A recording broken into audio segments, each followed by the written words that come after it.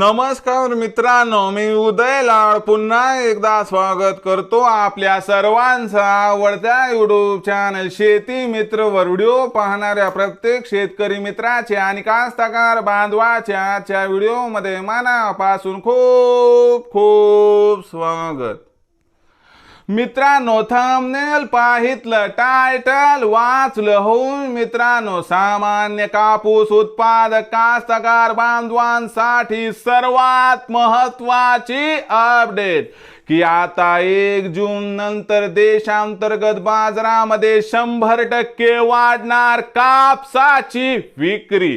हो मित्रांनो, ही सध्याच्या कंडिशनची सर्वात महत्त्वाची अपडेट आहे की आता 1 जून नंतर देशांतर्गत बाजारामध्ये 100% वाढणार कापसाची विक्री। पण 1 जून नंतर आता देशांतर्गत बाजारामध्ये कापसाची विक्री का वाढणार? 1 जून नंतर आता देशांतर्गत बाजारामध्ये कापसाची विक्री किती वाढणार आणि या सर्वांचा परिणाम अखेर 1 जून नंतर कापसाच्या भावावरती कसा होणार, या प्रश्नाचं अचूक उत्तर जाणून घेण्यासाठी आपण सर्वांनी हा व्हिडिओ आता सुरुवातीपासून शेवटपर्यंत पाहावा। हा व्हिडिओ सुरुवातीपासून शेवटपर्यंत पाहत असताना जर आपल्याला मनापासून आवडला तर जरूर या व्हिडिओला या ठिकाणी एक लाईक करा। जास्तीत जास्त कास्तकार बांधवांपर्यंत हा व्हिडिओ पाठविण्यासाठी या व्हिडिओला या ठिकाणी जरूर शेअर करा। सबस्क्राइब करून जरूर नोटिफिकेशन बेलला ऑल करा, यामुळे येणारा प्रत्येक व्हिडिओ हा आपणास या ठिकाणी मिळत राहतो। तर बघा मित्रांनो, सामान्य कापूस उत्पादक कास्तकार बांधवांसाठी सर्वात महत्त्वाची अपडेट की आता 1 जून नंतर देशांतर्गत बाजारामध्ये 100% वाढणार कापसाची विक्री।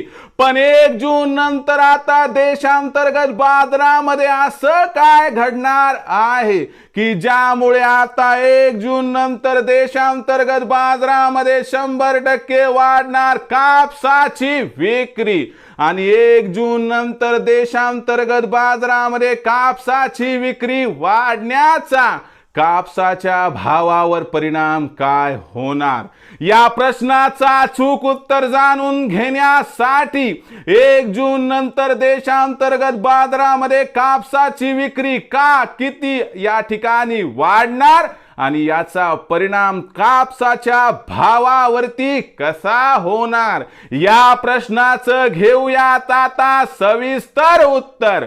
तर बघा मित्रांनो, सध्याच्या कंडिशनला बघितलं तर देशांतर्गत बाजारामध्ये कापसाची आवक जरी कमी असली तरी आंतरराष्ट्रीय बाजारामध्ये कापसाचा भाव कमी आहे, यामुळे देशांतर्गत बाजारामध्ये सुद्धा कापसाची भाववाढ रोखल्या गेली।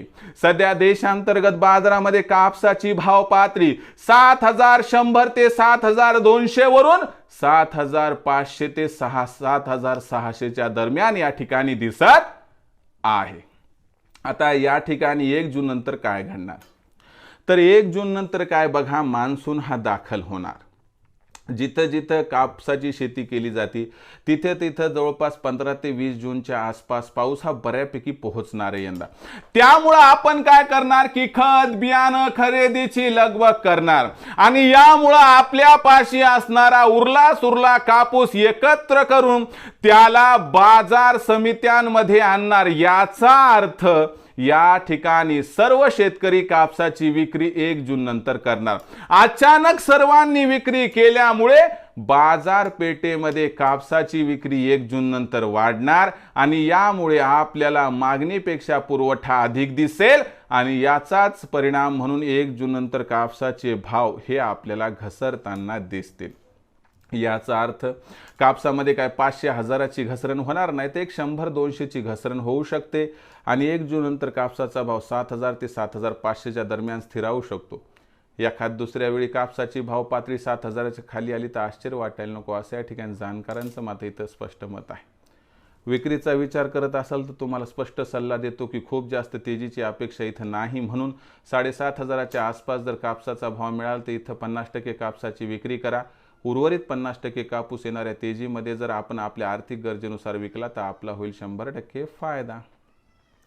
तर मित्रांनो, अशाच एका नवीन व्हिडिओसह मी आपला मित्र उदय लाड आपल्या आवडत्या यूट्यूब चॅनल शेती मित्रवर मिळत राहील.